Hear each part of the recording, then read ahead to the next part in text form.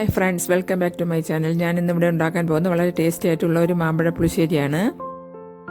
അതിന് വേണ്ടിയിട്ട് നന്നായി പഴുത്തതും ചെറുതായി പുളിയുള്ളതും ഒരു 7 മാങ്ങ ഞാൻ എടുത്തിട്ടുണ്ട്. അതിൻ്റെ തൊലി കളഞ്ഞ് നമുക്ക് ക്ലീൻ ചെയ്തെടുക്കാം.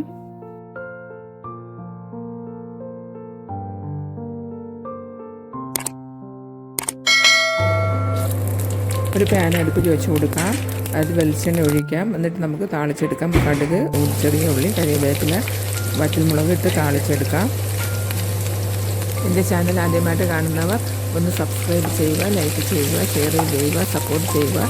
കൂട്ടത്തിലെ ബെൽ ബട്ടൺ കൂടെ ഒന്ന് അമർത്തുക.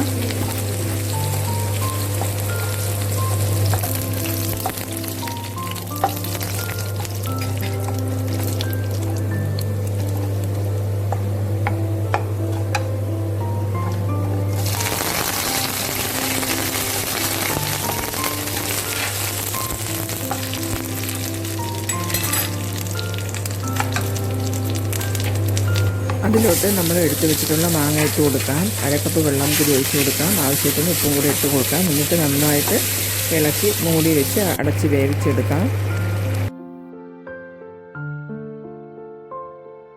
മാമ്പഴ പുളിശ്ശേരിക്ക് ചേർക്കേണ്ട ചേരുവകൾ: 1 കപ്പ് തേങ്ങ, ചെറിയ ഉള്ളി, പച്ചമുളക്, മഞ്ഞൾപ്പൊടി, മുളക് പൊടി, നല്ല ജീരകം. ഇതെല്ലാം കൂടി നമുക്ക് മിക്സിയിലിട്ട് നന്നായിട്ട് അരച്ചെടുക്കാം. അരച്ചെടുത്ത ചേരുവകൾ നമുക്ക് മാങ്ങയിലിട്ട് ഒഴിച്ചു കൊടുക്കാം. എന്നിട്ട് ഇളക്കി നന്നായിട്ടൊന്ന് യോജിപ്പിച്ചെടുക്കാം. ഒരു തിള വരുന്നത് വരെ ഒന്ന് വെച്ചിരിക്കുക. അതിനുശേഷം തീ ഓഫാക്കുക. ഓഫാക്കിയതിന് ശേഷം 1 കപ്പ് തൈര് ഒഴിച്ച് നന്നായിട്ട് മിക്സ് ചെയ്തെടുക്കാം. നമ്മുടെ അടിപൊളി ടേസ്റ്റി ആയിട്ടുള്ള മാമ്പഴ പുളിശ്ശേരി ഇവിടെ റെഡി ആയിട്ടുണ്ട്.